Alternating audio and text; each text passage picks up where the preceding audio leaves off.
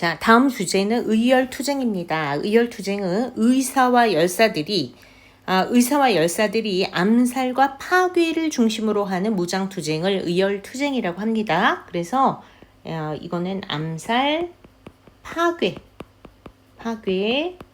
자, 의사, 열사들이 폭탄 던져 성공해 의사, 실패해 열사.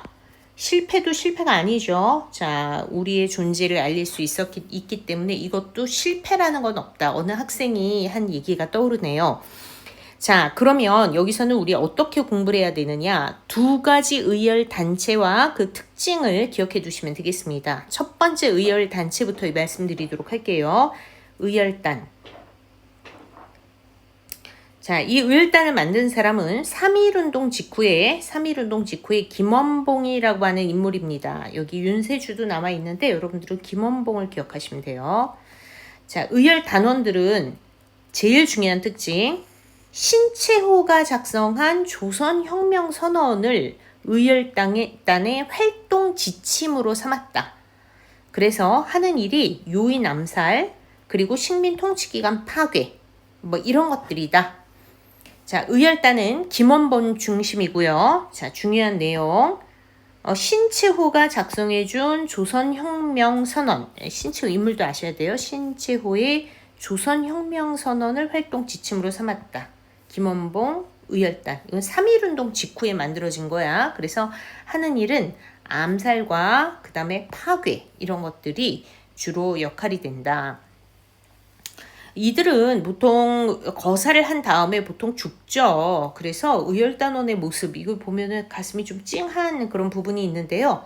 마치 특별한 어떤 종교의 신도들처럼 생활하였고, 수영, 테니스, 그 밖에 운동을 통해 항상 여기 보면 최상의 컨디션을 유지하도록 노력을 했대. 매일같이 저경 연습을 하고, 독서를 하고, 쾌활함을 유지하고, 정말 자기 관리의 끝판왕, 자, 특별한 임무에 알맞은 심리 상태를 유지하기 위해 오락도 하였다. 여기 님 웨일즈라고 하는 인물의 아리랑이라고 하는 책 굉장히 유명한 책이에요. 기회가 되면 꼭 읽어보도록 하세요. 자, 그런데 이것도 여기서 끝나질 않아. 자, 김원봉이 나중에 자 보세요. 처음에는 의열단이라는 의열단체에서 출발을 했는데 김원봉이 자 나중에 방향 전환을 모색을 하게 돼. 방향 전환.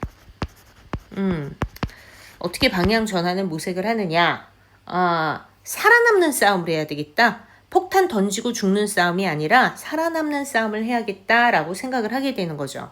그래서 자 나중에 어떤 변화를 자 의열투쟁의 한계를 느끼고 조직적인 무장투쟁으로 노선을 바꿨다. 이런 내용이 나오죠.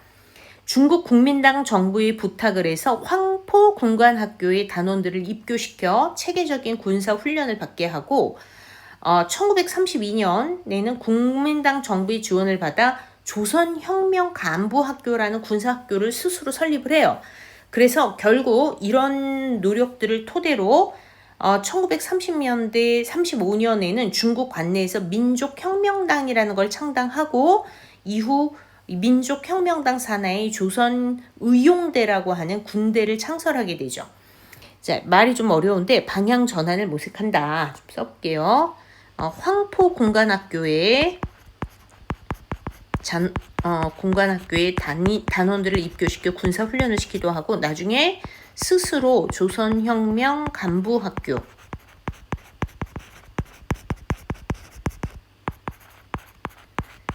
그래서 어떻게 되냐 이게 쭉 가서 나중에 의열단이 조선 의용대라고 하는 아주 멋진 군대로 탄생되게 돼요. 조선 의용대.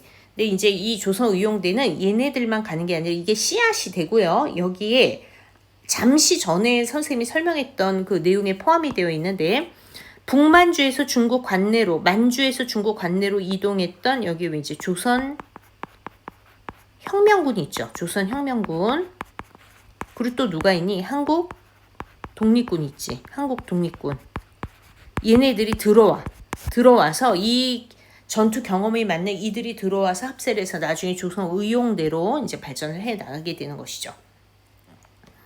다음, 자, 이번에는 두 번째, 의열 단체 얘기를 해보도록 할게요. 자, 아주 유명한 바로 한인애국단. 앞에서 우리 대한민국 임시정부할 때 이미 공부를 한번 했던 거야. 의열단, 한인애국단을 두 가지를 구분을 해야 돼. 신채호의 조선혁명선언을 활동 지침으로 삼은 것은 의열단이에요. 자, 한인애국단 봅시다. 자, 김구는 만보산 사건 이후 악화된 중국인의 반한 감정을 가라앉히고 침체된 대한민국의, 자, 특히 여기 침체된 대한민국 임시정부의 활기를 불어넣고자 1931년 만주사변 직후에 한인애국단을 조직했다. 이거 누가 조직했다고? 김구가 조직했다. 여기 지금 만보산 사건이라는 게 나와 있어서 잠시 만보산 사건 얘기를 좀 해보도록 하겠어요. 이 만보산 사건은 일제가 만주사변을 일으키기 위해서 만든 사건인데, 그냥 간단하게 말씀을 드리자면 이런 거죠. 이 만주 지역에 넘어가서 많은 동포들이 농사를 짓고 있었단 말이야. 근데 부지런해. 그러다 보니까 아무래도 중국인들과 갈등이 심했을 거야. 특히 수로, 물기를 막 열심히 대가지고 수로를 만들어서 농사를 짓는데, 이게 이제 중국인들이 너네 왜 이거 물 다 끌어다 쓰냐 하고 갈등이 일어났을 때 괜히 일본이 끼어들어 조선인들을 보호하겠다 이러면서 중국인과 조선인의 갈등을 부추기고요. 나중에 오보를 내는 거야, 본토에. 조선인들이 만주에서 농사를 지으려고 하는데 중국인들한테 괴롭힘을 당하고 있다, 막 이렇게 오보를 내서 결국 어떤 일이 벌어지냐, 국내에서 이거를 접한 이 조선 사람들이 중국 화교들을 막 공격하는 사태가 벌어지게 돼. 이런 상황까지 가게 되면 결국은 여기에 대해 보복하게 뭐 이렇게 해서 일본이 이거를 구실로 삼아 만주를 침략했다는 거 아니야? 우리를 이용해서. 이게 어쨌든 만보산 사건이다라고 하는 거 알아두시고요. 다시 돌아와서, 자, 그러면은 한인애국단에는 두 사람을 기억해야 된다. 누구를 기억하냐? 바로 여기 나 있는 이봉창 그리고 윤봉길. 자, 두 사람을 기억해야 돼. 그럼 이봉창, 윤봉길 이 두 사람은 한인애국단이다. 더 나오지도 않아. 두 사람만 기억하시면 되고요. 얘네들이 했던 일들을 잠깐 여기다가 선생님이 줄을 한번 그어보도록 할게요. 먼저 이봉창은 도쿄에서 일왕이 탄 마차를 향해 폭탄을 던졌어요. 근데 이게 불발한 거야. 실패했어. 근데 무의미하잖아. 자, 이때 중국 신문이 와, 너무 안타깝다 이런 식으로 반일적인 보도를 내는 것 때문에 이걸 빌미로 일본이 상하이를 침략해서 점령하는 상하이 사변을 일으킨 거죠. 자, 이거를 쭉 김구는 바라보고 있었어. 상하이를 점령하게 되자 일제는 일본 일왕의 생일 겸 상하이 점령 축하 기념식을 홍커우 공원에서 하려고 했는데 이때 두 번째 타자가 나서는 거야. 이게 이제 김구 감독의 실력이죠. 김구 선생님이 한인애국단의 두 번째 타자, 자, 윤봉길을 내세워서 특수 준비한 도시락 폭탄. 사실 이 홍커우 공원에는 삼엄한 감시가 있었다고 해요. 근데 이제 이때 이 행사가 있을 때 오직 그냥 그 안에 매점 같은 게 없었기 때문에 도시락하고 물통만 소지를 허용을 해줬대. 이걸 알고 있었던 김구가 도시락과 물통 폭탄을 특별 주문 제작을 해서 그걸 들고 윤봉길이 기념식 단상까지 가가지고 물통 폭탄을 훅 던져, 빙글빙글 던져서 휙 던졌는데 날아가서 그 단상 위에 있었던 일본군 육군 대장을 비롯한 주요 인물들을 살상한 거죠. 이건 성공한 거야. 자, 결국 누가 제일 기뻐하냐? 바로 중국이 또 제일 기뻐하죠. 중국은 지금 당했잖아. 응? 그래서 임시정부는 이때부터 중국 국민당, 민족주의 계열이야. 중단 정부의 적극적인 지원을 받게 되었고, 상하이는 떠나야 했지만 충칭에 정착할 때까지 8년 동안 이동 생활을 하게 된다. 자, 아까 얘기를 했어요. 여러 지역을 옮겨 다니게 되었다. 그래서 여러분들은 여기서 자, 누구를 기억해야 되냐? 윤봉길. 윤봉길 기억하셔야 되고요. 그 다음에 이봉창 기억하셔야 되고요. 이거 김구 작품이고 한인애국단. 이거 임시정부랑 관련이 있다는 거를 꼭 기억을 해두세요. 네, 자, 윤봉길은 정말 여기 좀 가슴 아픈데요. 보세요. 거사를 하러 가기 전에 김구 선생님의 헌시계와 자신의 새시계를 바꾸자고 얘기를 했대.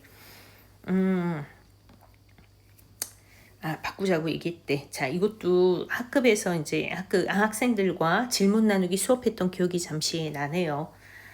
나라면 바꾸지 않겠다. 왜 나의 유품이니까 뭐 이렇게 주장한 학생도 있었고, 네, 그런 거 하면은 나는 어차피 죽을 거니까 헌시계를 새시계로 바꾼다 이렇게 주장하는 학생들도 있었고요. 뭐 정답은 없습니다. 이 세상에. 자, 윤봉길이 두 아들에게 보낸 편지. 강보에 쌓인 두 병정에게 자기 거사를 하러 가면서 아들한테 이런 편지를 남겼어. 강보에 쌓인 두 병정에게. 아기들이야. 너희도 만일 피가 있고 뼈가 있든 반드시 조선을 위해 용감한 투사가 되어라. 감동이지 않니? 태극 깃발을 높이 드날리고 나의 빈 무덤 앞에 찾아와 한 잔의 술을 부어 놓아라.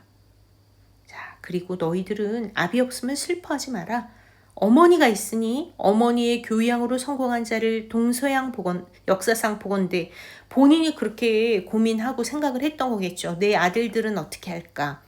그래, 어머니도 훌륭하게 키워낼 수 있다.